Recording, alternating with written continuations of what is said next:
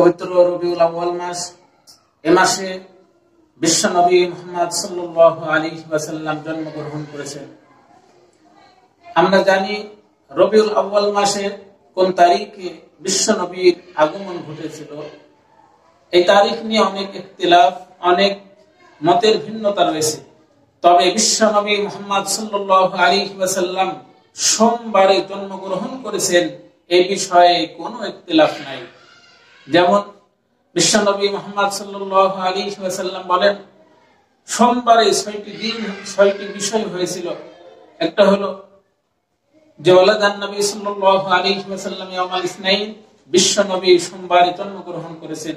ওয়া উস্তুম বিআ ইয়াউমাল ইসনাইন, বিশ্বনবী সোমবারে নবুয়ত প্রাপ্ত হয়েছেন।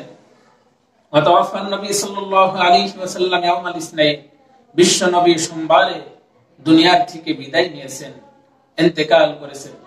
ওয়া খরাজা মুহাজিরাম মিন মক্কা ইলাল মদিনাতি ইয়াউমাল ইসনাইন, বিশ্বনবী হিজরতের উদ্দেশ্যে সোমবারে মক্কা থেকে বের হয়েছেন। কাদিমাল মদিনাতা ইয়াউমাল ইসনাইন, বিশ্বনবী সোমবারে মদিনাতে পৌঁছেছেন। ওয়ারাফাল হাজরাল আসওয়াদ ইয়াউমাল ইসনাইন, বিশ্বনবী মুহাম্মদ সাল্লাল্লাহু আলাইহি ওয়াসাল্লাম বলেন, হাজরে আসওয়াদকে জান্নাত থেকে নিয়ে আসা হয়েছিল সোমবার। আলহামদুলিল্লাহ, বিশ্বনবী শ্রেষ্ঠ নবী। আল্লাহ তাআলা যত মাখলুক সৃষ্টি করেছেন, সকল মাখলুকের মধ্যে মানুষ আশরাফুল মাখলুকাত। এই মানুষের মধ্যে যারা ওলি, তারা সাধারণ মানুষ হিসেবে আল্লাহ তাআলার কাছে বেশি দামি।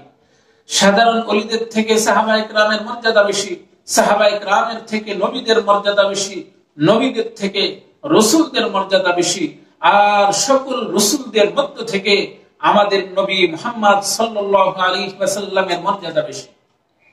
তো এই নবীর মর্যাদা আল্লাহ তাআলা দিয়েছেন, এই পৃথিবীর সর্বশ্রেষ্ঠ রাসূল এবং সর্বশ্রেষ্ঠ পয়গম্বর। এবং পরকালেও আমাদের নবীর অনেক মর্যাদা আছে। বিশ্বনবী মুহাম্মদ সাল্লাল্লাহু আলাইহি ওয়াসাল্লাম এক হাদিসে বলেন, আনা সাইয়্যিদু উলদি আদম ইয়াউমাল কিয়ামা, আমি কিয়ামতের দিন সকল আদম সন্তানের সরদার। ওয়া আনা আউয়ালু মান ইয়ানশাক্কু আনহু কবর, আমি সর্বপ্রথম কবর ফেটে বের হব। ওয়া আনা আউয়ালু শাফিঈ, আমি প্রথমে আল্লাহর কাছে সুপারিশকারী হব, আমি মানুষের জন্য আল্লাহর কাছে সুপারিশ করব। তো আল্লাহ তাআলা এই জগতেও সম্মান দিয়েছেন, কিয়ামতের দিনও আল্লাহ তাআলা আমাদের নবীকে সম্মান দিবেন। এই নবীর জন্মতে অবশ্যই প্রত্যেকটা নবীর উম্মতের খুশি হওয়া উচিত। তবে এই খুশিটা আমরা উদযাপন করব নবীর তরিকায়। নবী করিম সাল্লাল্লাহু আলাইহি ওয়াসাল্লাম প্রতি সোমবারে রোজা রাখতেন, কারণ হলো বিশ্বনবী সোমবারে জন্মগ্রহণ করেছেন।